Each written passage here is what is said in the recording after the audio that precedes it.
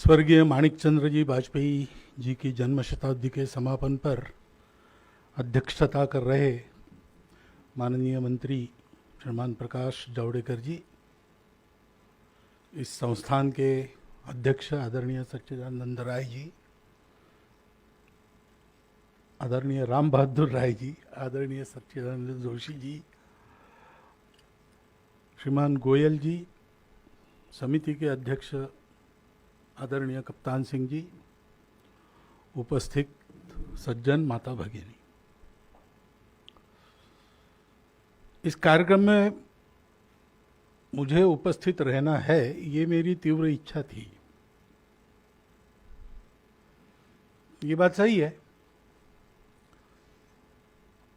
और इसलिए मुझे ये भी आनंद हो गया कि 7 अक्टूबर को ही मुझे समय मिला। उसका कारण ये है कि अब आप सब लोग पत्रकार हो तो अतिशयोक्ति अलंकार आपका बड़ा प्यारा है। तो भारतवर्ष के परिवर्तन का कारण वगैरह ऐसा मेरे बारे में बताया गया है यहाँ, गलती से या जानबूझ के एक अतिशयोक्ति करना तो शैली है पत्रकारिता की एक, लेकिन ऐसा हमारे बारे में आज लोग बोल सकते हैं। इसके कारण जो लोग हैं उनमें मामा जी एक है।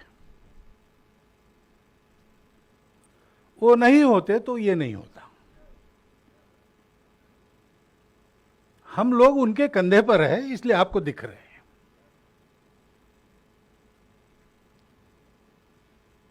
ये बताया, किसी ने पूछा कि ये माणिकचंद्र वाजपेयी कौन थे। मैं मानता हूं कि सबसे बड़ा सर्टिफिकेट मामा जी को यही है, क्योंकि हम संघ में 1946 का एक गीत गाते कभी कभी, बीज जब मिट्टी में मिल जाए वृक्ष तब उगता है मित्र, कलम से स्याही गिरती जाए पत्र पर उठता जाता है चित्र।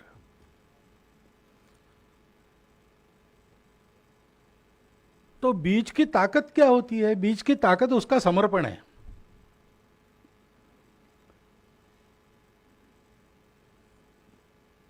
बीज से वृक्ष बनता है, बीज को मिट्टी में मिल जाना पड़ता है।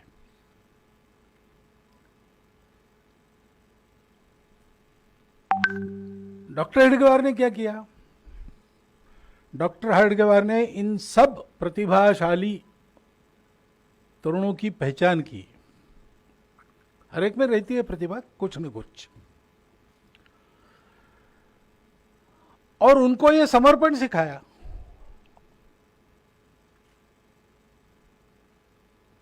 सावरकर जी ने जैसा कहा, मातृभूमि मराठी में है, हे मातृभूमि तुझला मन वाहियले, मन भी दे दिया, वक्तृत्व वाग वैभव ही तुझ अर्पियले, सारी वक्तृता वाग वैभव तुझको दे दिया। तूतेची अर्पिली नवी कविता रसाला, नई कविता में जो लिखता हूं रसपूर्ण, वो भी तुमको ही दी। सब कुछ बंधु बांधवों सहित मातृभूमि के स्थंडिल पर अर्पण कर देना, बस। सामने कुछ है, होने वाला है, दिख रहा है, कर सकते हैं, उस समय तो सभी लोग काम करते, लेकिन चारों ओर अंधेरा है, उस समय यह करना है। ये करना इसलिए है कि ये करना ही मनुष्य जीवन की सार्थकता है।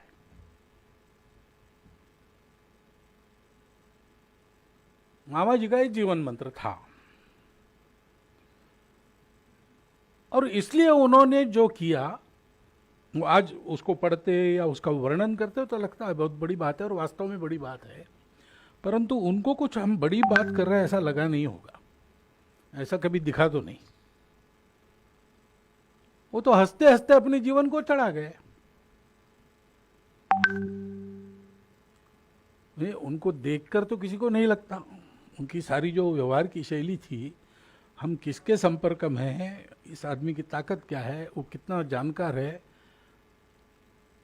इसकी सुतराम भी कल्पना उनको देख के नहीं आती है। इमरजेंसी में उनको पुलिस पकड़ने के लिए गई, तो इस स्वदेश के ऑफिस के बाहर बैठे थे, पुलिस ने कहा वो कौन तुम्हारा वाजपेयी है, लिखता है बहुत ज़्यादा, उसको पकड़ने के लिए आए हैं।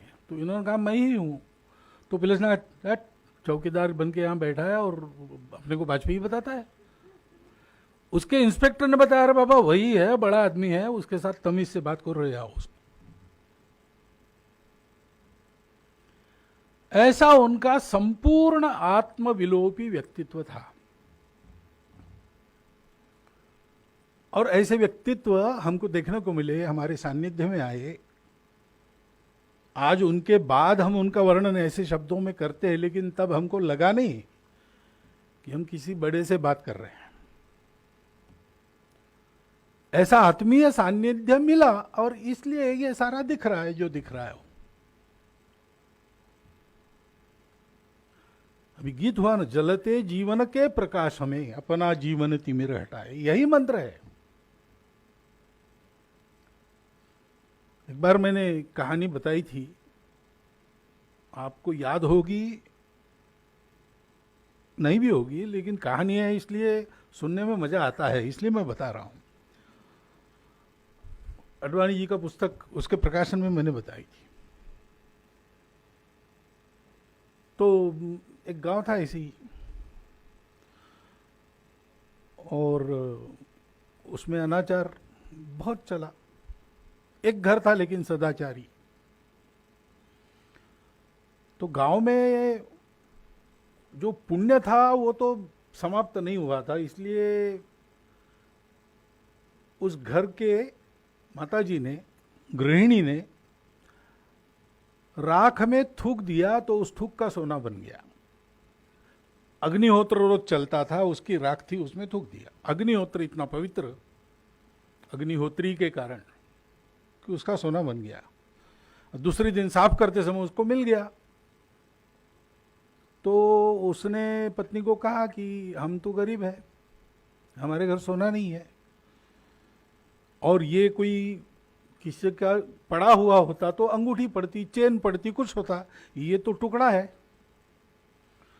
तो बिस्किट विस्किट तो हम लाते नहीं, या कोई यहाँ लेके नहीं आएगा, तो ये ज़रूर अपना किया है, ये क्या है बताओ। तो उसने बताया। तो उसने कहा कि फिर से ऐसा नहीं करना। अब वो कुढ़ने लगी मन में कि पूरा और गृहस्थी जीवन चल रहा है इतने वर्षों से, लेकिन एक बार इन्होंने मुझे सोना दिखाया नहीं, एक अलंकार किया नहीं, और आज मेरी थुक के कारण बन गया है, किसी को कोई तो भी ये डांट रहे।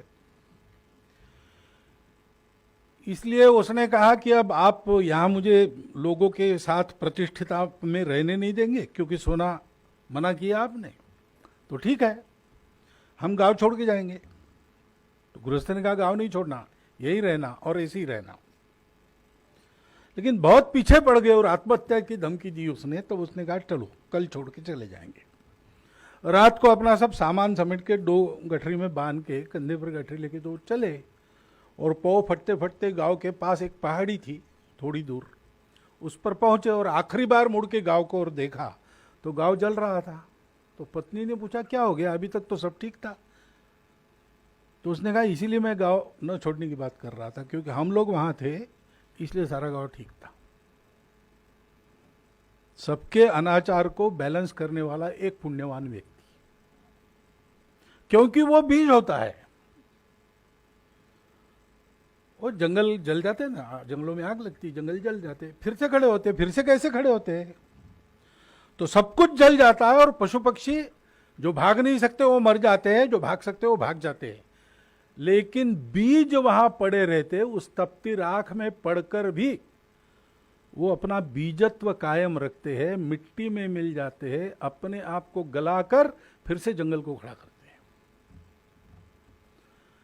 देश के, समाज के जीवन में ऐसे व्यक्तियों का सदा महत्व रहता है, लेकिन ऐसे व्यक्तियों की जानकारी किसी को नहीं रहती। स्वामी विवेकानंद ने कहा है कि ईसा मसीह, बुद्ध, कृष्ण, ऐसे हम जिनको जानते हैं महान पुरुष, उनसे कई गुना अधिक महान पुरुष इस दुनिया में आए, चुपचाप अपना काम किया और चले गए, दुनिया को उसकी खबर नहीं है।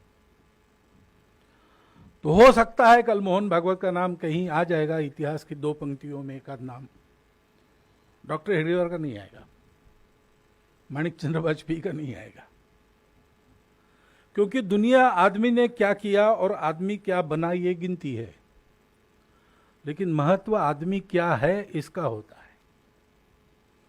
आदमी क्या बनता है और आदमी क्या करता है वो उसकी अपनी ताकत का काम तो है ही, लेकिन उसके साथ साथ बहुत सारी बातें रहती है जो अनुकूल बनती है, उसके कारण वो यशस्वी होता है। यश एक बात है, सार्थकता दूसरी बात है। यश का परहेज नहीं है, परंतु सार्थकता अनिवार्य है। मामा जी का जीवन ऐसा जीवन था। मामा जी का जीवन जैसा था उसके कारण संघ चल रहा है। संघ क्यों चलता है? संघ ऐसे लोग हैं संघ में, तब थे आज भी है, जो दिखते नहीं, जो होते हैं, जो कुछ न करे तो भी उनके होने का ही परिणाम होता है। उनके होने का ही यह परिणाम है कि संघ चलता है। ऐसा जीवन है, उसकी शताब्दी हो रही, उसका कार्यक्रम है। और कोरोना को क्या डरना भाई, वो तो कभी नहीं डरे। कितने ही परिस्थितियों को उन्होंने पार किया, परिस्थितियों को पार किया, परिस्थितियों को बदला, अपने आप को परिस्थितियों से बदला नहीं, यानी परिस्थितियों को अपने आप को बदलने नहीं दिया।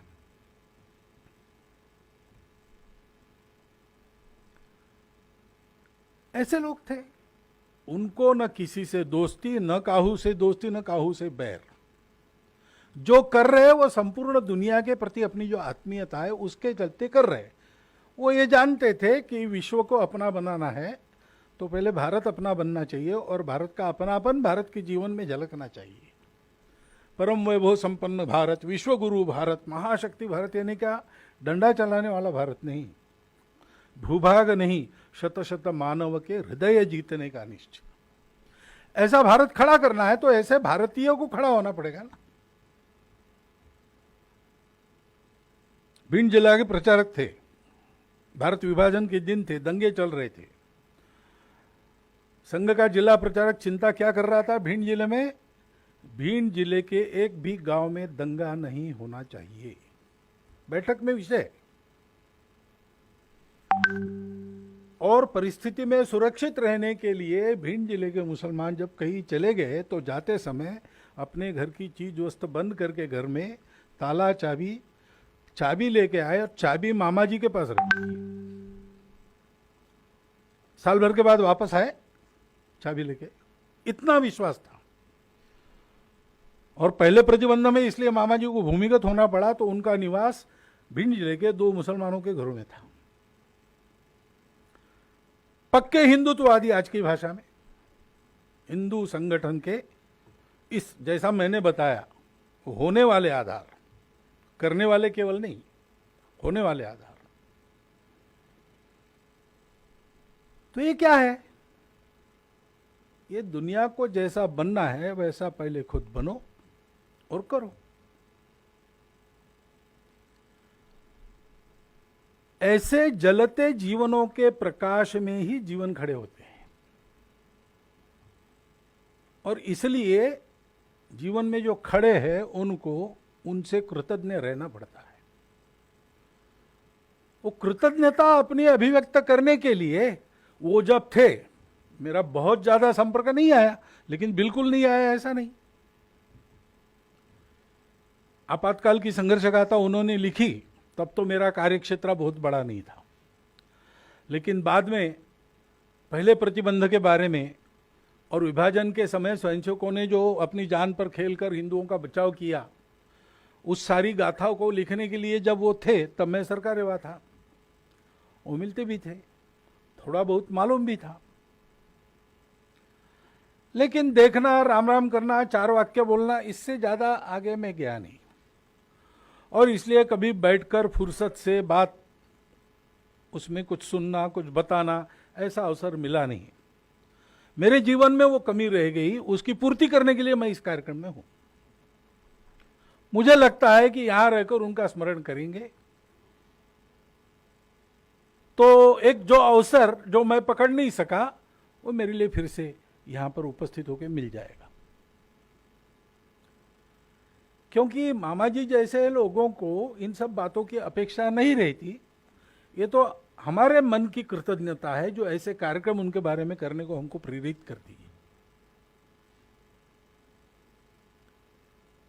मामा जी थे और थे में सब कुछ आ गया, क्योंकि ये बल्ब जल रहा है तो उसको करंट मिलेगा तब जलेगा, करंट नहीं है तो नहीं जलेगा। कोई जलता हुआ दीप आपने लाया, उसको थोड़ा ऊपर रखना पड़ेगा तो सबको प्रकाश मिलेगा, उसका स्थान नीचे होगा तो नहीं मिलेगा। लेकिन कुछ दीप ऐसे होते हैं उनको ये कुछ नहीं चाहिए। रत्नों के जो दीप होते हैं उनके बारे में ऐसा कहा गया है, अपेक्षन्ते न च स्नेहम न पात्रम न दशांतरम। उनको स्नेह की अपेक्षा, स्नेह यानी तेल या स्नेह यानी स्नेह, स्नेह की अपेक्षा नहीं रहती। उनको कोई स्टेटस नहीं चाहिए, न पात्रम। और यहां असुविधा है इसलिए वहां मैं जाता हूं वगैरह, ऐसा दशांतर भी उनको नहीं चाहिए। भाग्य के खुलने की राह वगैरह वो नहीं देखते। सदा लोकहिते युक्ता रत्न दीपा युगोत्तमा। सदा लोकहित में युक्त लोग रत्न दीपों के जैसे ऐसे ही प्रकाशते रहते हैं, प्रकाश देते रहते हैं। मामा जी ऐसे ही थे। उन्होंने कभी इन बातों की अपेक्षा नहीं की, और आई तो अपने वैराग्य का अहंकार रख के उनको ठुकराया भी नहीं। जो कर्तव्य रूप में चुनाव भी लड़े, तो क्या उनको नेता बनना था? नहीं, उनको बताया चुनाव लड़ो। तो पूरी जो योजना थी उसमें उनके लिए कभी चुनाव लड़ने का काम था, तब उन्होंने चुनाव लड़ा। जेल में रहने का काम था, जेल गए।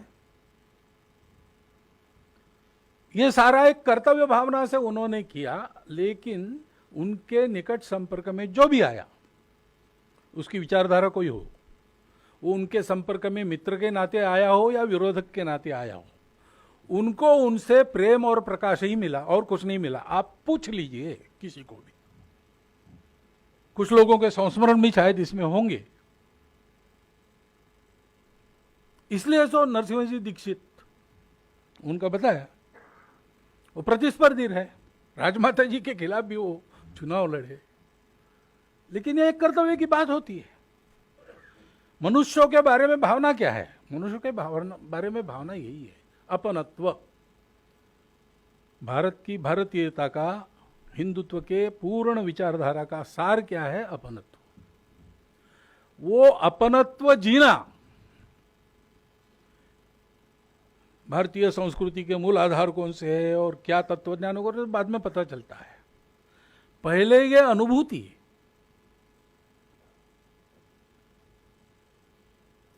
ज्ञानेश्वर महाराज ने वर्णन किया है कैसे होते लोग, जे सर्वाही सदा सज्जन सोयो होते, जो सबके लिए सदा सज्जन और रिश्तेदारों जैसा निकटता रखकर विचार करने वाले होते हैं। उन्होंने वरदान मांगा कि विश्व को ऐसे लोग सदा मिलते रहे जो ईश्वर निष्ठ है और जो सबके लिए सज्जन है और उनके अपने लोगों जैसे उनसे बर्ताव करते हैं। ज्ञानेश्वर महाराज के उस वरदान की फल प्राप्ति हुई है, ये तब ध्यान में आता है जब मामा जी जैसे लोगों को हम देखते हैं।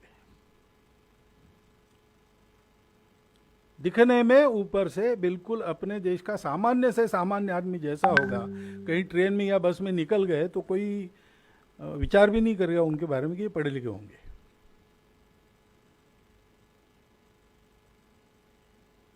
इतना सामान्य रहकर किसी चीज की अपेक्षा न करते हुए अपने कर्तव्य को केवल कर्तव्य भावना की रुक्षता से नहीं तो मन में असीम प्रेम लेकर जीवन भर जो निर्वाह करते रहे, उनका स्मरण करते हैं। तो हमारे सामने जब कभी कोई मोह का प्रसंग आता है, आकर्षण का प्रसंग आता है, कष्ट का, दबाव का प्रसंग आता है, तो हमको एक बल मिलता है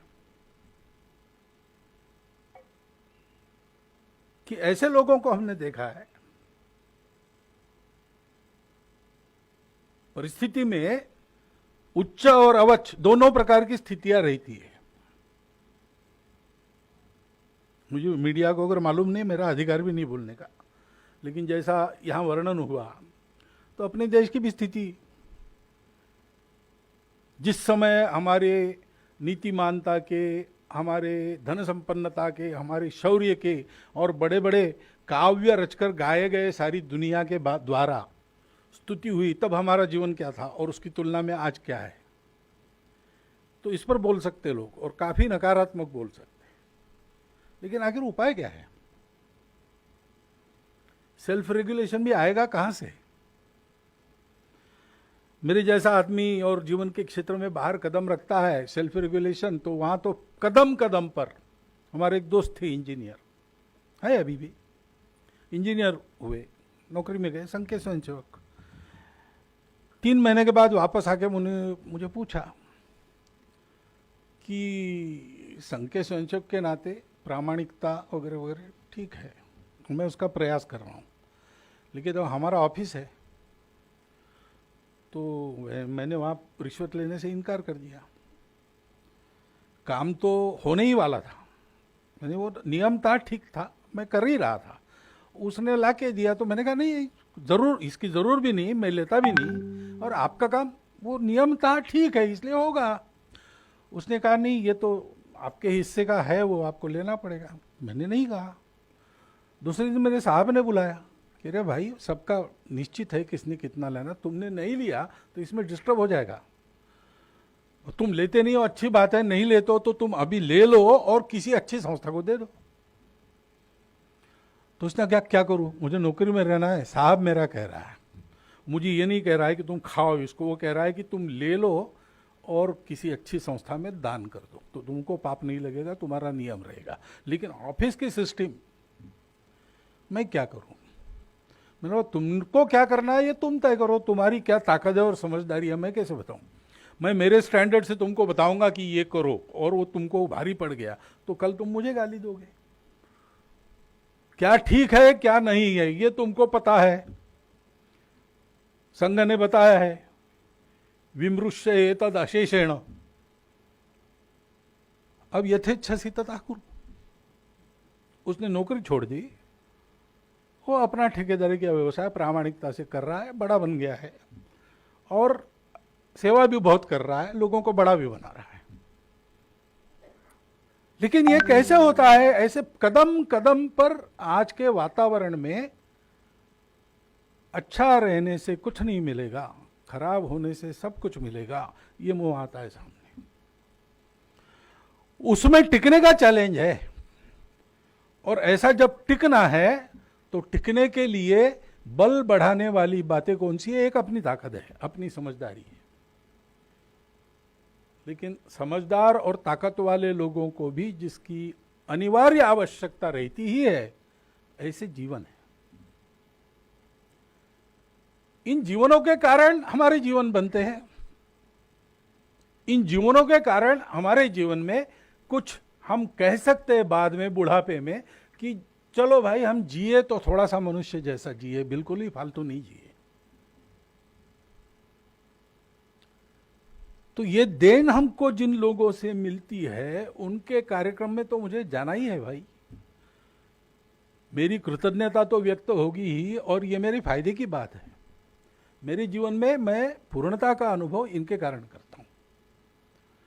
इस कृतज्ञता के भाव को लेकर मैं यहां उपस्थित हूं।